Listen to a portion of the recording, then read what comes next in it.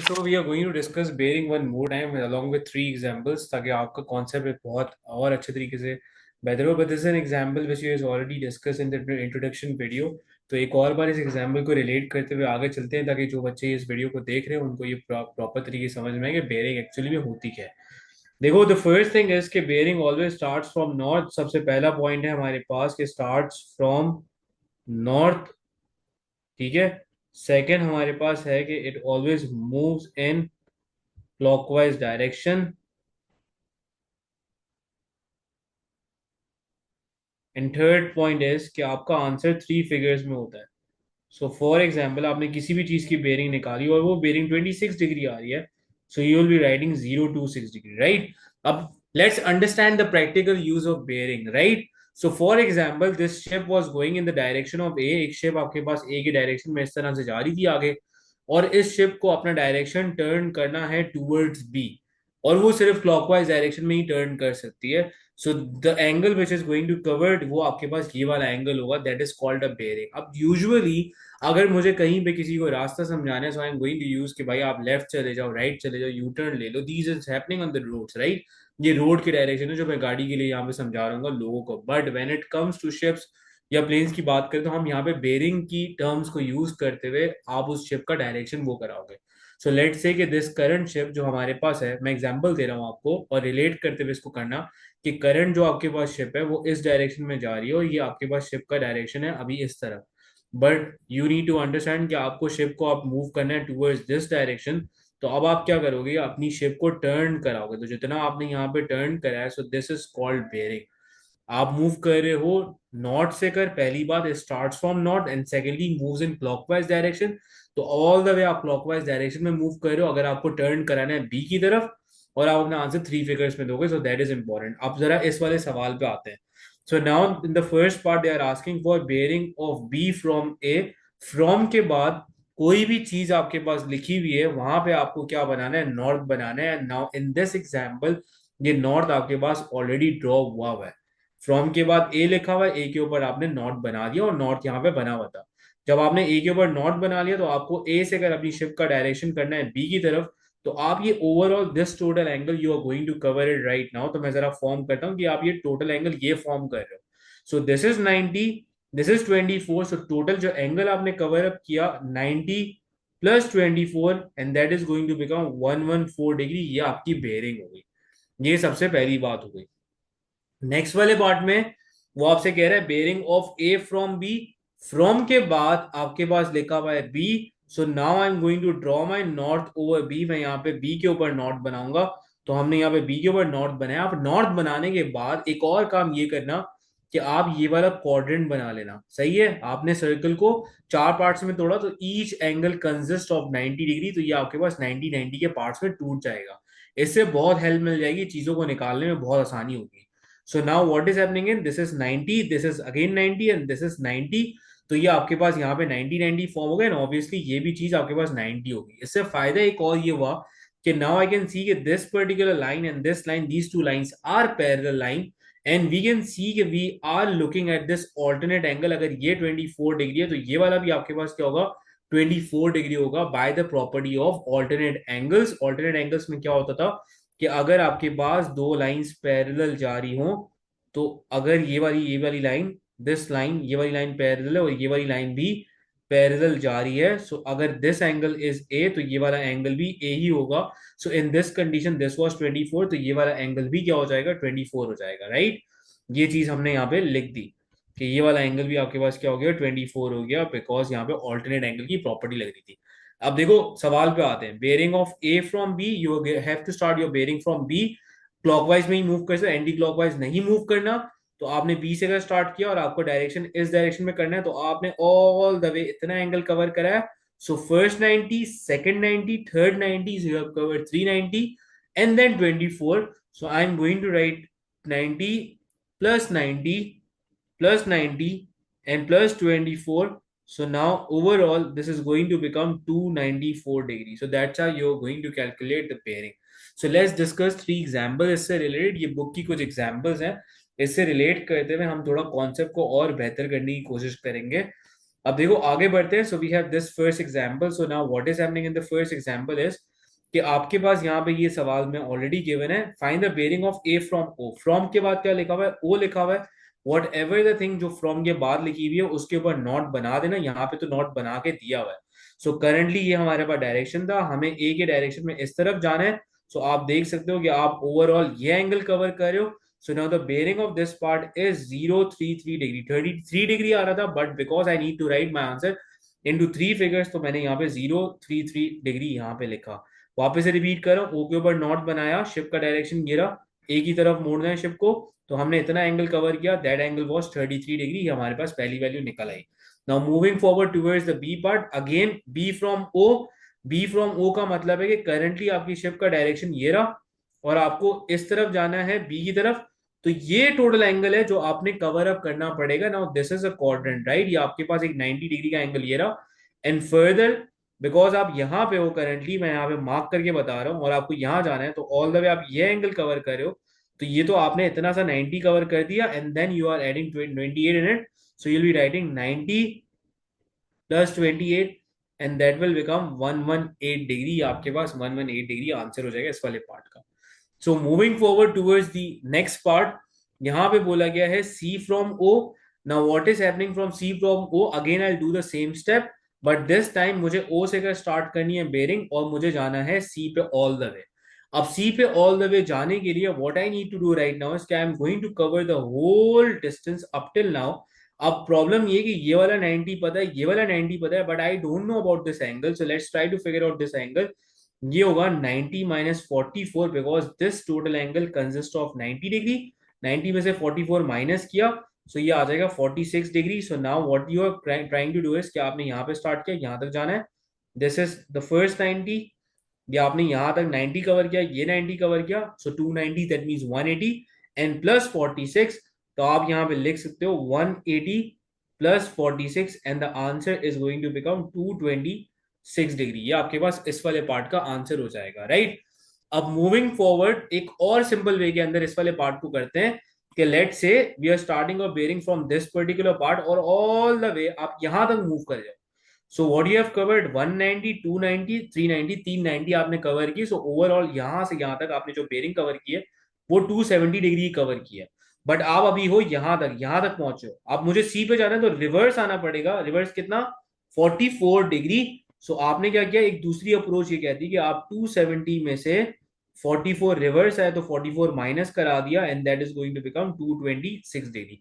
So these are the two approach. जो आप दोनों में से जो अप्रोच आपको आसान लगती है वो अप्रोच अच्छे तरीके से यूज कर लेना and then you can do your working. Now for the C part, oh sorry for the D part, again they are asking for D from O. तो ओ के ऊपर ऑलरेडी नॉर्थ बना हुआ है. ऑल द वे आपको यूं जाना है, आप एंटी क्लॉकवाइज नहीं मूव कर सकते. तो सबसे पहले क्या काम किया आपने? ओ के ऊपर नॉर्थ बनाया, ऑल द वे आपने कंप्लीट रोटेशन करी, that is a rotation of 360 degree. But reverse आ जाओ, कितना रिवर्स आना है? 39 डिग्री रिवर्स आना है. सो 360 minus 39 degree and that is going to become 321 degree. So this was the first example of bearing. ये आपके पास पहली एग्जांपल इस तरह से अगर हो जाएगी, and it's a very simple example. Okay, so let's discuss example number two. Now, what is happening in example number two? So these three parts are exactly same और ये similar है previous वाले part से. कर part A वाला मैं solve कराता हूँ. यहाँ पे लिखा हुआ है ए फ्रॉम पी आपको निकालना है. पी के ऊपर ऑलरेडी नॉट बना हुआ है. आपने ये वाला एंगल सबसे पहले निकाला, तो 90 minus 35 this will become 55 degree. Currently आप इस वाले पॉइंट के ऊपर हो, आपको इस वाले पॉइंट के ऊपर जाना है, तो ये वाला जो angle you are going to cover is 55 degree. But because you are writing a bearing तो आप इसको लिखोगे 05 है. सबसे पहले वाले पार्ट को आपने इस तरह से आंसर कर दिया. Moving forward towards the B part. So again आप यहाँ पे हो और बी ये रहा. सो ऑल द वे आप एक काम करो कि आप 180 डिग्री 290 कवर किए, तो 180 डिग्री कवर किया और 15 वाला एंगल रिवर्स आ जाओ.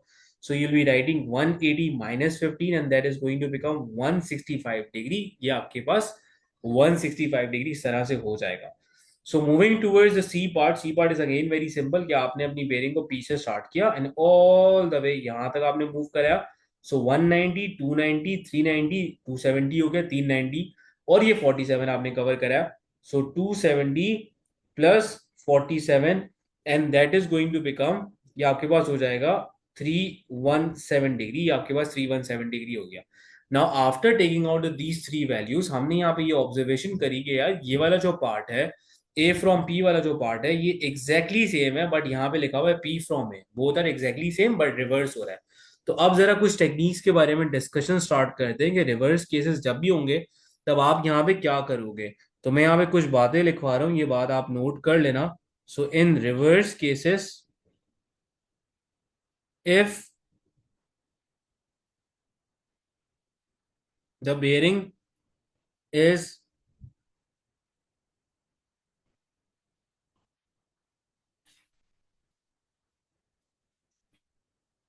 if the bearing is lesser than 180 degree, then add 180 degree in it। ये पहला वाला केस हो गया, right. Second one is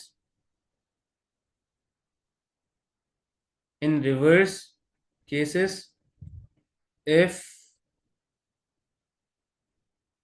the bearing is greater than 180 degree, then subtract 180 degree from it। Let's do one example ताकि हमें ये चीजें clear हो। Okay, so observing this part, ये दोनों एक दूसरे के रिवर्स पार्ट है। अगर रिवर्स पार्ट की वैल्यू, अगर इस वाले पार्ट की वैल्यू आपके पास 180 से छोटी आएगी, फर्स्ट वाली कंडीशन अप्लाई हो रही है। If this value is lesser than 180, तो रिवर्स के लिए मुझे एक काम करना पड़ेगा कि अब इस वाली वैल्यू के लिए मुझे यहाँ पे 180 को ऐड कराना पड़ेगा। That is the simple condition. So after adding 55 plus 180, that is going to become 235 degree, क्योंकि वैल्यू ओरिजिनली आपके पास 180 से छोटी थी। चलो आगे मूव कर दे टूवर्ड्स द नेक्स्ट एग्जांपल। ये वाली बी वाला पार्ट, ये वाला देखो, और ये वाला पार्ट देखो आप लोग, B P from B. So B from B, ये देखो, ये P from B. Again it's a reverse case, लेकिन इस रिवर्स केस के अंदर again this value was lesser than 180।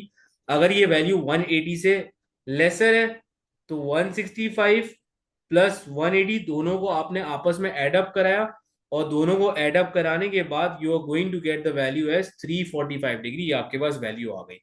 Now moving towards the last part, so you have C from P and you have P from C, but this time ये वाली जो bearing की value है वो 180 से ज्यादा है। तो इस वाले केस में ये बोला गया है कि अगर वैल्यू 180 से ज्यादा हो तो आपको सब्ट्रैक्शन करना पड़ेगा। तो आप क्या करोगे यहाँ पे 317 minus 180 degree, so you are going to get, ये वाला आपके पास आंसर आ जाएगा 137 डिग्री। सो ये रिवर्स केसेस का सीन है कि जब भी रिवर्स का मतलब ये है कि ए फ्रॉम पी और पी फ्रॉम ए मांगा गया है। तो इस कंडीशन में अगर आप ऑब्जर्व करोगे, अगर ये वैल्यू 180 से छोटी होगी तो इस वाले पार्ट में 180 ऐड करा दो, अगर 180 से बड़ी है वैल्यू तो यहाँ पे 180 माइनस करा दो। That's how you are going to do it. Let's do one more example ताकि कॉन्सेप्ट को और अच्छे तरीके से, बेहतर तरीके से लॉक कर सके। So now in this example what is going to happen is कि they are going to ask, A वाले पार्ट ने बोला है क्यू फ्रॉम पी। अब P के ऊपर हमने नॉर्थ ऑलरेडी देख लिया, P के ऊपर नॉर्थ बना हुआ है, और आपको Q के ऊपर जाना है। तो आपने जो एंगल कवर करा है दैट एंगल इज 036 डिग्री की आपके पास यहाँ पे बेरिंग आ गई। Once you got the bearing of this part, आपके पास यहाँ पे जब बेरिंग आ गई तो अब आपको जो नेक्स्ट वाले पार्ट में पूछा गया, नेक्स्ट वाले पार्ट में अगेन इसका रिवर्स ही है। तो अब आप क्या करोगे, because this value is lesser than 180, तो सिंपल आप यहाँ पे क्या करोगे, 36 प्लस 180 आप दोनों को एड अप करा दोगे, and now this value is going to become 216 degree. ये आपके पास आंसर आ जाएगा। ठीक है, इसको मैं और अच्छे तरीके से लिखता हूँ, 216 डिग्री ये आ गया। Moving forward towards the next part, ये वाले पार्ट ने बोला है आर फ्रॉम पी। सो यहाँ पे पी के ऊपर हो, आप आर तक आपको जाना है, तो आप 36 plus 37 that is going to become 073, ये आ गया। इस वाले पार्ट को जो हमने ऑब्जर्व किया, R from P and P from R both are reverse of each other, swapping हो गई है। अगर ये वाली वैल्यू 180 से छोटी है तो यहाँ पे 180 ऐड कराना है, तो 73 plus 180 degree. So now this value is going to become 253 degree. तो ये चार पार्ट्स आपने कर लिया by using the reverse cases. ये सिंपल सा 1 मार्क का आएगा, अगर रिवर्स केसेस यूज हो रहा हो, ज्यादा आपके पास आता है, वो कोसाइन वगैरह सही से यूज कराता है तो वो ज्यादा मार्क्स दे रहा होता है पास्ट पेपर्स के अंदर। Moving forward towards this E part, now the problem with E part is कि क्यू फ्रॉम आर की वैल्यू मैं डायरेक्टली नहीं निकाल सकता। इसके लिए सिंपल सी अप्रोच ये कि I am going to use this part D. अब पार्ट डी कैसे यूज करेंगे, जरा इस बात को समझते हैं। So because they are writing, यहाँ पे उन्होंने लिखा हुआ, यहाँ पे जो बातें उन्होंने लिखी हुई वो ये बोला गया है फ्रॉम आर, ये आर की वर्डिंग दोनों में ही यूज करी गई है। So what I need to do right now is कि I am going to draw the north over R. हमने आर के ऊपर एक नॉर्थ बना देना है, तो आर के ऊपर हमने यहाँ पे नॉट बनाया, या हमने आर के ऊपर सिंपल सा एक नॉट बना लिया। ये आप सबको आर के ऊपर एक नॉट नजर आया, आर के ऊपर जब हमने ये नॉट बनाया तो ये हमारे पास ये नॉट आ गया। अब देखो डी वाले पार्ट को समझने की कोशिश करते हैं। So what is happening with the D part is कि आर से अगर आपने बेरिंग स्टार्ट करी और टिल पी तक आपने मूव किया, इसको ड्रॉ भी कर देते हैं, यहां से लेकर आपने स्टार्ट किया और यहां तक जब आपने मूव किया, सो the angle which you have covered right now is 253 degree, जो कि ऑलरेडी आप यहां पे निकाल चुके हो। दिस इज 253 डिग्री आपके पास आ चुका है। बट देखो यहां तक तो आप पहुंचे, आपकी शिप यहां पे थी और आपने टर्न किया तो यहां तक पहुंच गई 253 डिग्री के अंदर। बट बिकॉज अब मुझे थोड़ा और डिस्टेंस, मतलब थोड़ा और मुझे यहाँ पे बेरिंग कवर अप करनी, थोड़ा और एंगल कवर अप करना है क्यू पे जाने के लिए, because I need to move Q, तो मुझे मैंने एडिशनली कितना एंगल कवर अप किया, अगर मुझे पी से क्यू फर्दर जाना है, सो दैट मीन्स मैंने 43 और फर्दर कवर किया, so this will become 253 plus 43 and that is going to become 296 degree. I'm going to repeat this part one more time ताकि और अच्छे तरीके से हमें ये समझ में आए। देखो आर के ऊपर नॉट बना हुआ था, सही है, ये मैंने नॉट बनाया क्योंकि फ्रॉम आर दोनों में फ्रॉम आर से बात हुई रही थी, तो आर के ऊपर नॉट बना दिया। और ये पी फ्रॉम आर की वैल्यू थी, तो यहां से लेकर यहां तक की वैल्यू हमें पता थी एंड दैट वाज 253 डिग्री। अब मुझे यहाँ पे पी तक तो नहीं जाना, मुझे तो इस वाले पार्ट में क्यू तक जाना है, तो फर्दर और मुझे 43 डिग्री कवर करना है। सो 253 के अंदर 43 ऐड करा है, so I am going to get this value as 296। Moving forward towards the next thing. अब वो नेक्स्ट वाली चीज के अंदर क्या काम हो रहा है उसको भी जरा देख लेते हैं। देखो नेक्स्ट वाली चीज के अंदर हमारे पास ये काम हुआ, क्यू फ्रॉम आर ये रहा, आर फ्रॉम क्यू ये रहा, both are again the reverse cases. अगर ये वैल्यू 180 से ज्यादा होगी तो इस वाले पार्ट में क्या करोगे, आप 180 माइनस करा दोगे। So once you are going to minus 180 from it, तो you are going to get 116 degree, ये आपके पास बेरिंग आ जाएगी। So these were some examples which were from book, but these whole examples are going to clear your concept. Clearly आपको कोई भी इसमें मसला नहीं होगा, लेकिन इस एग्जाम्पल को प्रॉपर तरीके से गो थ्रू करना। And one more thing is कि जब भी आप बेरिंग करो कोशिश करो कि अपना पेन यहाँ पे, जैसे मैंने यहाँ पे ये जो है ना, ये अपनी टिप यहाँ पे रखो और इस तरह से रख के फिर उसको घुमाओ, अपनी पेंसिल को इस डायरेक्शन में घुमाते जाओ ताकि आपको विजुअलाइजेशन से और कॉन्सेप्ट आपका बहुत और तरीके से बेहतर तरीके से क्लियर हो सके इन bearing. So that was all about bearing.